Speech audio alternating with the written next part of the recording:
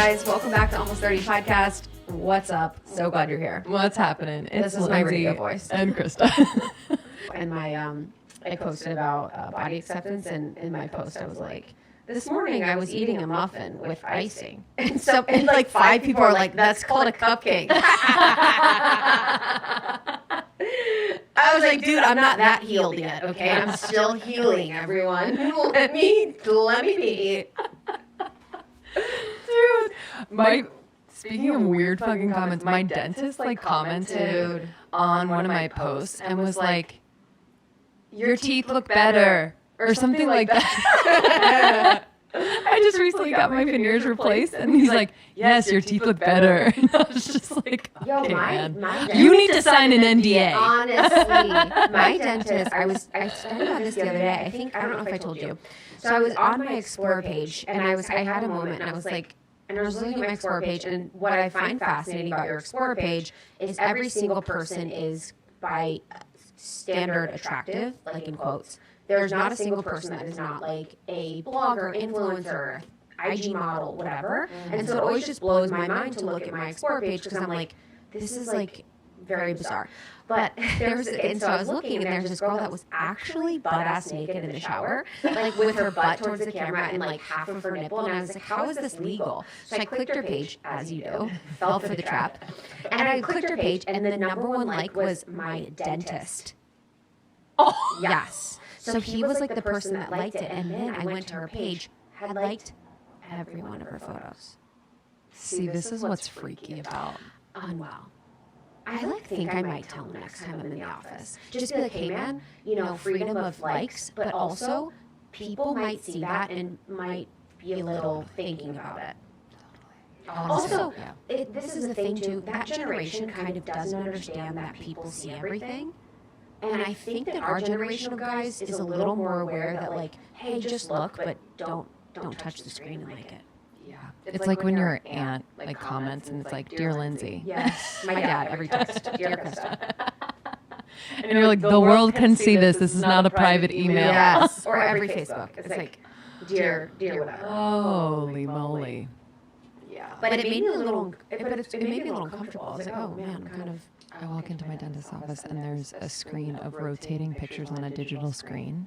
Oh no. It's hilarious.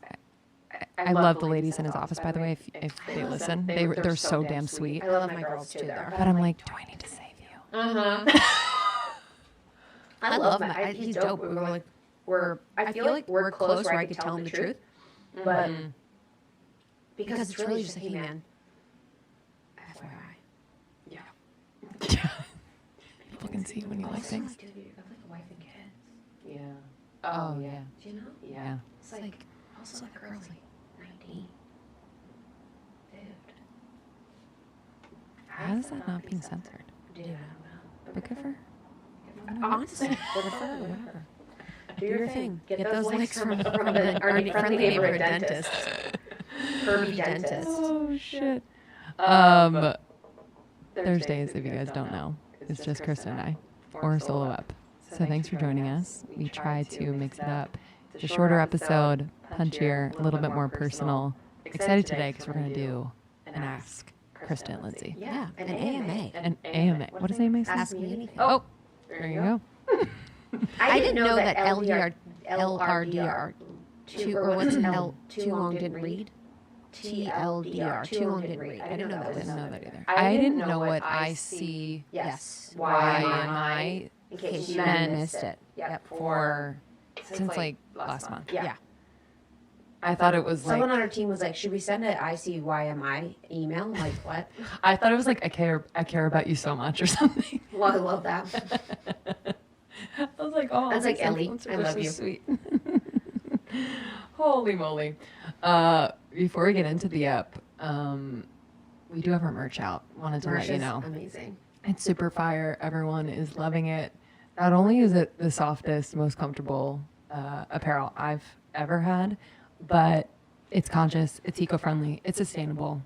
Designed by Danny of Daisy LA. It was just a blast. Yeah, it's so, and I love too that it's like almost 30 but not. Yeah. Like the We Out Here is like a beautiful like mod design. The Honestly one, Not Alone. it's just dope. So yeah, shop Almost 30 for all the apparel needs. Yeah. And I wanted to shout out, actually related to merch, is that our packaging is eco-friendly. Yeah. So no issue is incredible. That was such a good find for anyone that does, sending anything, apparel, whatever. If anyone has a small business, highly recommend No Issue. Yeah, they're super dope. We actually have a discount code just in case you need it. It's No Issue X Almost 30 for 10% off. They do custom packaging as well. So all eco-friendly, compostable. Yeah. And we were able to customize it. Yeah. So it was really dope paper on the inside and everything. It was just awesome. Thanks, No Issue. Thanks, everyone. And the best. So we polled the community, or asked the community for questions. We also asked our team. So they're like, can we get days off? We're like, we'll address it. Yeah, they're like, we want raises. We have general questions, some fun ones, some relationship ones. So, you ready? Yeah, let's get into it. We just looked over them, and I had a moment with some of them of how deep I want to go. But hey, as always, we'll be as honest as we can. As honest as possible.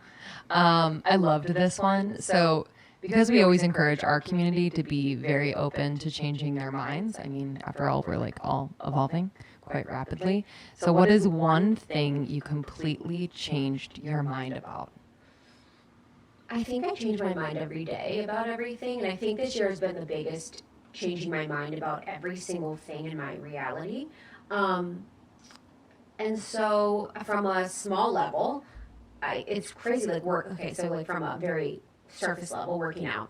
Don't work out like I used to. Used to work out all the time, don't work out really.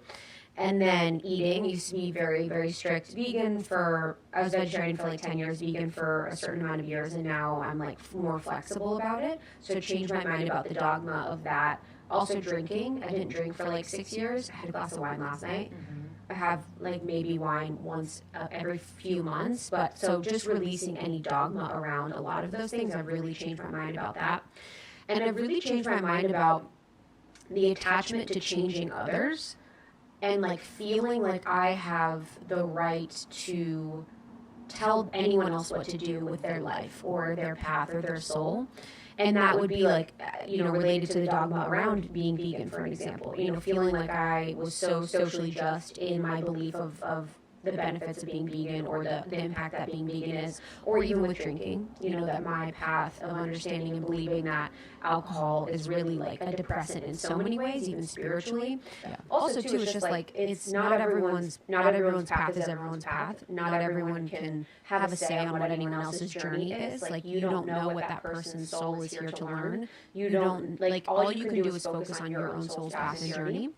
And not so much focus on trying to make every single person believe what you believe, or be passionate about what you're passionate about, or just do everything the way that you would want it to be done. And that, like, releasing that and really just like allowing more freedom of expression for everyone and more grace for everyone has been huge. Like, I think as you get older, you probably get that, but I think with the way in which we've seen everything become so charged, it's like, taking a step back, I'm like, whoa, like, what is the purpose here if there's creation of more duality? And then it was also learning about law of one and unity consciousness and like knowing that we are all one. When I look at that and it's that applicability to the division that we see in so many different areas, it's like, oh, this doesn't match to unity consciousness, to the belief that we are all one, to law of one, that the divine is in everything. And so I think that has helped me move through that. But yeah, I mean, I change my mind every day. Thank God. Yeah. Yeah. I definitely think I've changed my mind about like where I place my trust. And it's been really nice because I think I spent most of my life really looking to others to trust them about like what I was doing in my life. So it's like parents, and a lot of people experience this where you like depend on your parents or you depend on your teachers, etc., big sisters, brothers, whatever. But like, I think especially now, just kind of deconstructing, especially like the media and like more and other things, and just deconstructing like what I I can trust, and actually returning back to myself and knowing that like, oh yeah, when I felt like that was a little off or that didn't make sense, that was right. So I can trust myself, right? Like, so it's really coming back to, trusting my own intuition, my own instincts, and just questioning. I didn't grow up questioning a lot of things. I just kind of took, what authority said as true. Mm-hmm. And so it's literally, I was the opposite. Yeah. So it's been like, which is exhausting. Yeah, I think both are exhausting because, it's like taking away from my own autonomy. And so I'm left just needing and like yearning to be told like what is true instead of really standing in what I believe is true. So I think both can definitely be exhausting, but, and just becoming more in tune with like hidden agendas. Yeah. So whether it is the media or individuals, I think it just helps to, I think just establish more of like my sovereignty, and it can be really frustrating at times because I'm like, what the fuck is real? What the fuck is right? Yeah. What is true? But, I do trust too that like, especially this time, on earth is just so purposeful, and what is happening, will actually change all of these kind of cryptic hidden agendas that like none of us have really none of us have realized, or a lot of us haven't realized, who aren't necessarily doing all this research. That also too, when you trust yourself, it's like that's the whole thing again with like focusing on your own truth and trust, because even as you start to realize that we can't trust certain things, whether it's the government, or whether it's the media, or whatever, the financial system, whatever, it's like you can still not trust them but be okay. Yes. And that's really the whole thing. Is when everyone wakes up, when people wake up, usually there's this like wave of like paranoia, there's fear, there's so much that's happening because you're breaking these paradigms down in your head. But it's like always comes back to when you focus on you, when you can always trust you always can trust, like that's how you're okay, rather than being like, oh my God, I can't trust them, I'm not okay.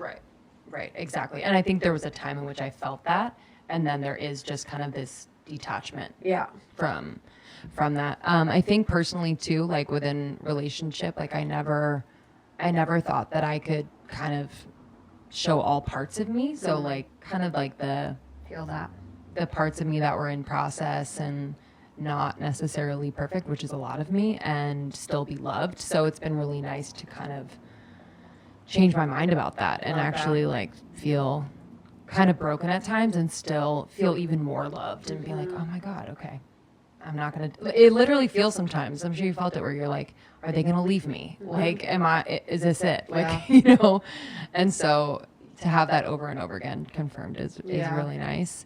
Coming broken though, is that like divine feminine, it's that beautiful, vulnerable, open-hearted, divine feminine, of honesty and like integrity and just truth. And it's so powerful because for the most part, it's actually very attractive to people. It's actually very attractive to men. If, you are in a male-female relationship, or if you are with someone that's more of the masculine. It's very attractive for the masculine when you're in that feeling of being broken, but it's just truth. Yeah, and they can provide kind of that structure of sorts for you to kind of like lay into. Yeah, I feel that. But yeah, I think similarly to you, like just changing my mind about my body and like how I can just be so much more gentle and not have to do all the workouts, not have to watch what I eat as much, and just be really like forgiving. Yes. I think like at a certain point I just felt like that, good, bad, reward or punishment. And so it's been just really nice to be much more relaxed. Yes. And I think like our bodies just really appreciate that. So yeah. I think too, I also changed my mind about therapy. Oh my God, totally. Yeah. Last year I was like, oh my God, they're going to brainwash me and then they're going to remember you when make me like, I'm an absolute psychopath. That's how bad my trust issues are. I'm like, oh, they're going to brainwash me. And they're going to make me like, I think you said freaking, like, I'm afraid that, or like, I don't want them to like tell people like my person or something like that. Like the trust around that. No, I don't think that. It's really, I feel like they're going to brainwash me or impact the way I think too much, where it wouldn't be my opinion. Yeah. You know, because when you're very vulnerable in process and someone is like inserting their opinion about something. But that's, yeah, it's so interesting in therapy because that can happen, but you almost have to say in the moment, like, I don't believe that. Yeah. And then that's the work where you can just, you know, because I've had moments in therapy where I've been almost just like, okay, you're telling me the truth. Got it. Yeah. Okay. Mm-hmm. And when in my gut, I was like, I don't know if that's true. Totally agree. So I learned, because sometimes she would feel that. She's like, do you actually believe that's true? And I'm like, yeah, no, I don't. You know, so it's like that's a part of the work too. So now being someone that is a fan, Christina Weiss, Pedal Surveys. Yeah, that's also changed my mind about that. Yeah, it's been a what a year. I know, honestly. Catch us next I year. am not the same. We'll let you know. I am not the same. So we started out with hard-hitting ones. Yeah, sorry. Keeping it cool. And I was like, what's your favorite color? Truly, yeah. Should we bounce to a fun one? Yes. What's your most embarrassing fashion choice or trend that you participated in? God, so many. I was thinking about the other day how I used to wear only True Religion jeans because Jessica Simpson wore them. And then I used to wear low rise, like my butthole hanging out. I would say probably, this is fucked up, probably 8th grade when I'd have my actual thong hanging out of my pants on purpose. Oh, that was cool. That's so disgusting. So gross. That's so nasty. But we saw that in music videos. Yes, think so about it. True. I feel like Britney had it. Yes. It was like they wore it on their hips. Like their thongs were on their hips, and then they had the low-rise jeans. Christina had it, yeah. That was really bad. I had those mini poof. I had that poof. You guys had a poof. Oh, God, no. I would like poof all day with my hair. I was thinking about the other day, I never had this, but when people had the feather in their hair. Oh, never did that. Is that cultural appropriate? Yeah. Honestly. People used to do crazy stuff. Absolutely. Yeah. You know, just, yeah, I would say that or the tan, my tan. I used to have a smoky eye almost every time I went out. Oh, really? Yes. I remember one time my friend was like, God, you're so beautiful without makeup on. And it wasn't like because she was saying I was beautiful without makeup on. It was like, you're terrifying with as much makeup as you wear. I remember getting this palette and there was like a kind of like a black shadow. And I just went, I was like blonde hair, blue-eyed, like I'd be you don't wear eyeliner. black shadow. Yes. Black eyeliner. And I was like, why does this look so bad? Remember the frosty brow bone highlighter? It was like white. Or white eyeliner.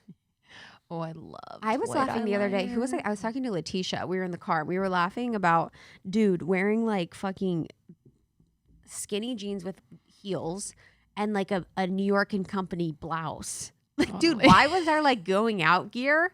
Like business casual. People would be at New York with the pointy toe.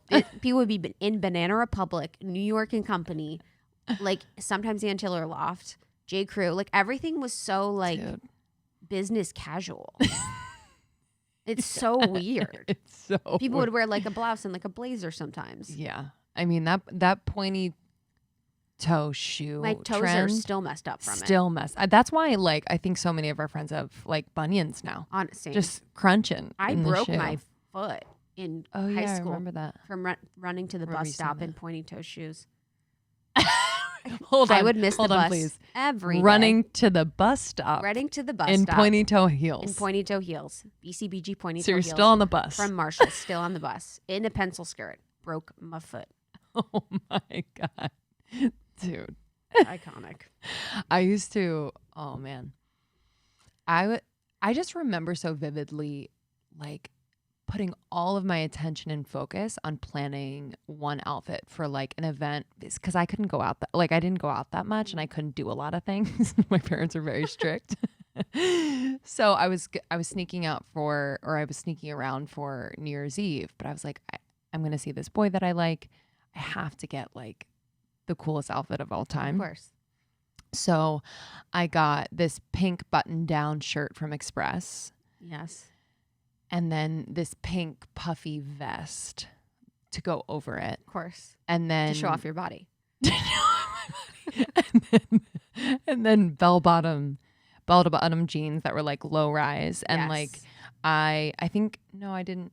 Yeah, I tucked in the shirt and had like a cool belt. I mean, like the most awkward tomboy mismatch look of all time.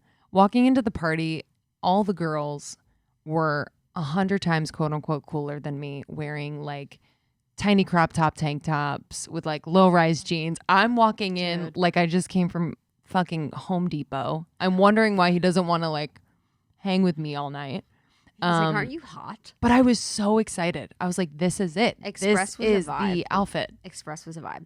I remember this guy one time. I was like dating this guy. I don't even know.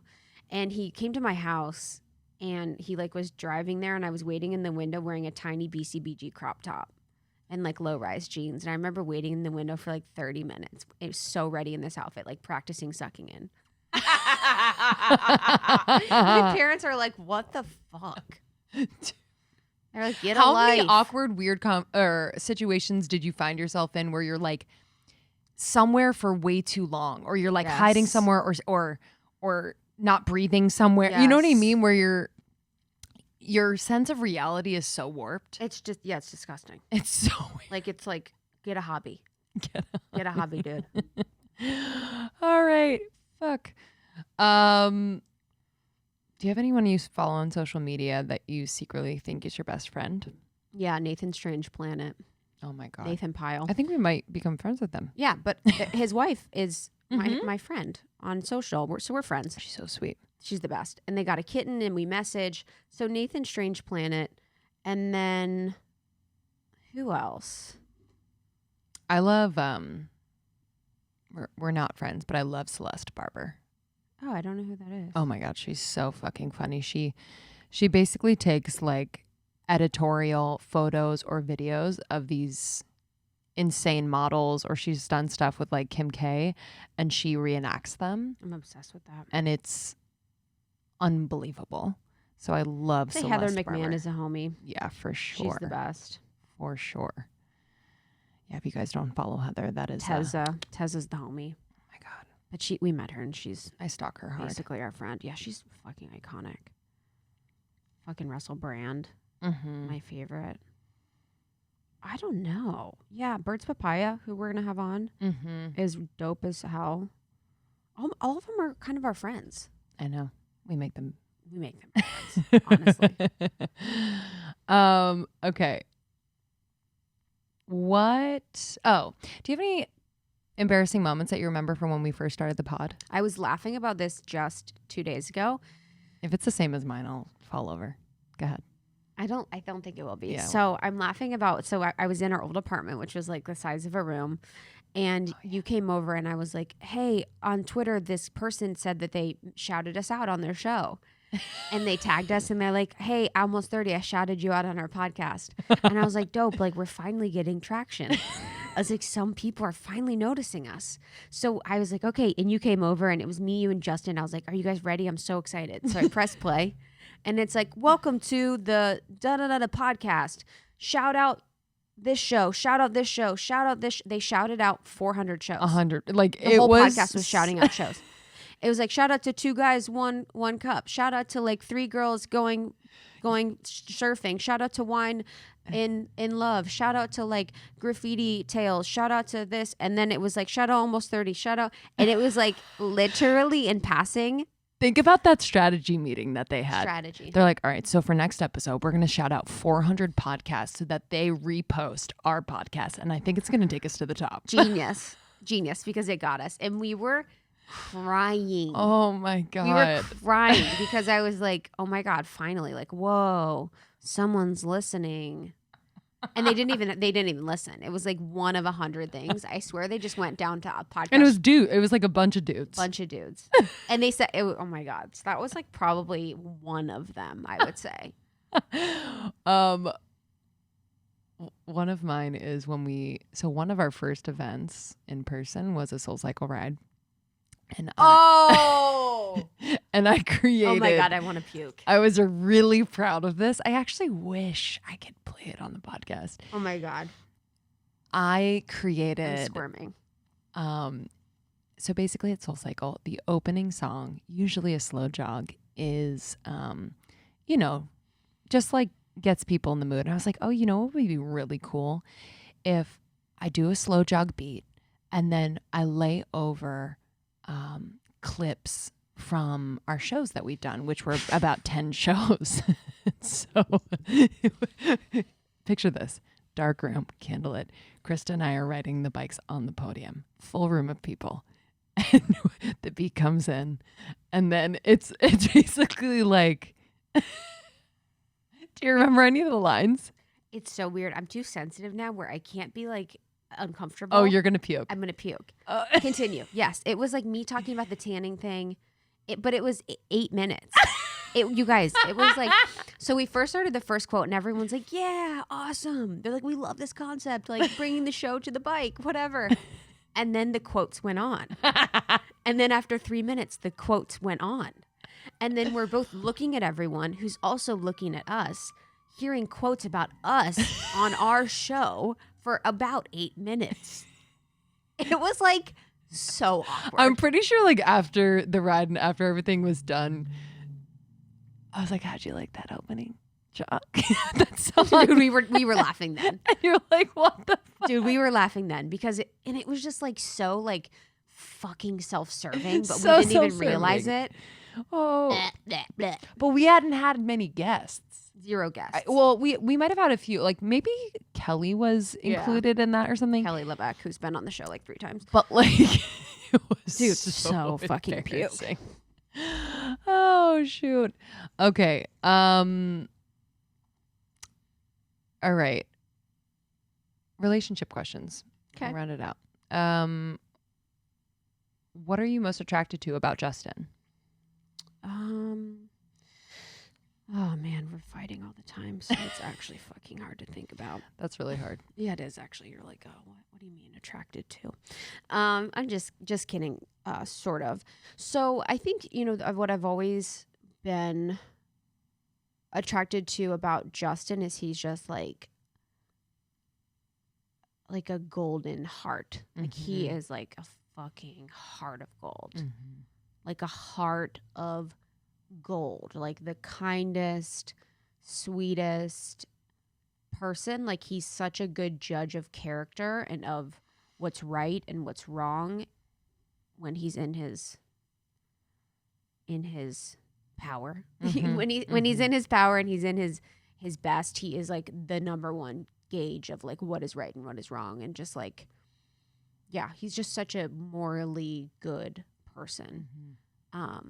So yeah, I think that's it. I love that. And he's super tall.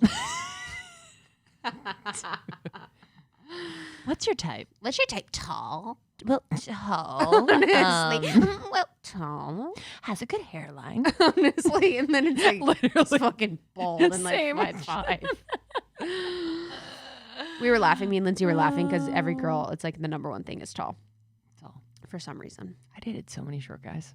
Not by like I said tall too, and I would just like That's what everyone. Yeah. I'm like, I kind of like this short guy's confidence. Yeah, I love that. Totally. You know what I mean? Tall is cool. Short is swaggy. There are some short guys that have 100%. insane confidence, and I'm like, yes, this would be fun. Actually, the most swaggy person I've dated was like Justin swaggy in his own way, but at 5'8" was like the outwardly swaggiest. It's interesting. Yeah, 100%. And I always felt like at the bar, guys that were my height liked me the most, and the tall guys liked really short girls because they want to continue to perpetuate their like fucking tall complex. Y'all fucked up. Oh man. Favorite thing about Sean? I think I'm most attracted to like his like drive is insane. Yeah, it is. And it's like, at some points I'm like, hey, there needs to be some balance. but I really see like how like 360 his drive approaches. It's not just like go make money, do, work. It's like the focus on relationships and like bringing people up with him, like other like Black professionals at goal, just like this full awareness of like how his drive also affects other people. And like just by osmosis and like being close together for the last couple months, it's really helped me to look at like my own drive, and it's going to be different. We're very different people, but it's just kind of like sparked something in me. So I like that. And I like that he's very honest with me about a lot of things, and sometimes it's hard to hear, but he's got like a piercing presence. Like he's so present. Yes. So present and very, he remembers everything. Yes. 'Cause he's so present. Yes. And it's really cool. It's like teaching me to like, I can be present, but I think that my emotions can kind of like wiggle their way in and get me out of the moment. So yeah, I love that about him. Yeah. It almost would be like a story would wiggle you out. Mm-hmm. Emotions would put you in, Yeah. I guess like my thought around that is like, the emotions around a story. Yeah. So totally. just kind of like over, but yeah, you're right. Yes. Totally. Okay, y'all. Last question. You wanted to pick it? Yeah, I would love to. Oh, you would love to? Okay. Why are you so amazing? Just kidding. Let's see. Okay. This is quite a list, y'all. I like this one. What's some insecurity that people may not know about you? I mean, Jesus Christ. You guys already have my fucking everything. I don't know. I'm trying to think. Insecurity about me. This is like shadow work stuff that I work on in therapy. Mm-hmm. What would yours be? I think one I'm always working on is like trusting myself. Like I just think it comes up in like these really like embarrassing ways, especially like within a romantic relationship. I think like he's so accepting and like loves me no matter what, but I'm just like, dude, like, can I just like in every moment just like trust how I feel, trust what I'm doing? So yeah, that's something that I definitely am constantly working on and am like insecure about.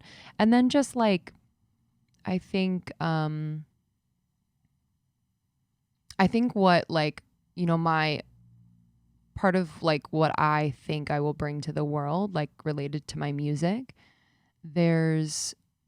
I believe in it so much, but there's an insecurity around sharing that like I'm working with because I don't think it's been done a lot, or I don't think that it's mainstream. And so like, it's just something, I'm working with. Be cool to get more expanders in the music space around you. Yeah, I have, I have a list. Yeah. Because it's not done in our community. Totally. So it'd be good to have more people that are doing that, as like a reminder. What am I insecure about? What have I been working with lately as far as my shadow work? I'm insecure about maybe that I think I just have a general insecurity about how vulnerable I can get with people. And I'm very vulnerable on the show, but I think there's a difference between vulnerability when you're doing it to people that are not in front of you, and then there are when people are in front of you. Sure. So I think there's a general insecurity of true vulnerability with people that I'm intimately close with, where it's like, basically I'm performatively vulnerable. Just kidding. I'm very vulnerable with y'all, but I think there's lots of parts of me that I've never been able to be really vulnerable with people that I'm intimate with. Yeah, and especially, I mean, we're not like sitting with our audience every day. It's like when you're with people that you spend a lot of time with and you care a lot about, it's like the stakes are higher. And you just pray too that like they can hold that. Yeah. I think 100%. That's what's sometimes hard is that the risk in being vulnerable, I don't know the Brene Brown quote, but No. the risk in being vulnerable is like that person who is witnessing or holding space will not be able to do so in a way that makes you feel like I can be vulnerable again. Yes. Yes. You know, it's like a risk. It's such a risk. Every time. Yeah, it's such a risk. I've been burned. I've truly been burned, especially this year. Yeah. Anyways. Thanks for tuning in. Really. Oh, this was so much fun. Thanks, and guys. yeah, we love hanging with you. We love that you guys sent us these questions. We love you. This has been so much fun. And I know that there's a lot happening this year. You know, we're going through it. And I know you guys are going through it. So just sending you so much love today. Yeah. And maybe this is something that you could do with friends or someone that you're close to, whether it's over Zoom or phone call or you see them in person. It's kind of nice to ask questions that you don't normally ask, even if it's like a little weird and awkward. You're like, we're going to play a game. But it really starts meaningful conversations, I think. So Yeah. Feel free. This is the Almost 30 board game coming to you soon. Okay, you can get our merch, shop almost30.com. We have more digital workshops in the shop as well and live ones coming up. So you can visit shopalmost30.com and then almost30.com. Yeah, we have workshops like human design, energy healing, quitting anxiety. We have intuition, sexuality. There's so many dope workshops from people like Jenna Zoe, Milana Snow, etc. So check those out at the shop page and you can buy them to enjoy whatever. Yeah. Thank you guys so much for listening to the show. If you love it, it would mean the world to us if you took a moment and reviewed on Apple Podcasts. It means the world. Even if it's just a few sentences, we read every single one of them and appreciate your support. Yes, we love you so much. We will see you soon every Tuesday, Thursday. Love ya. Love you. Bye.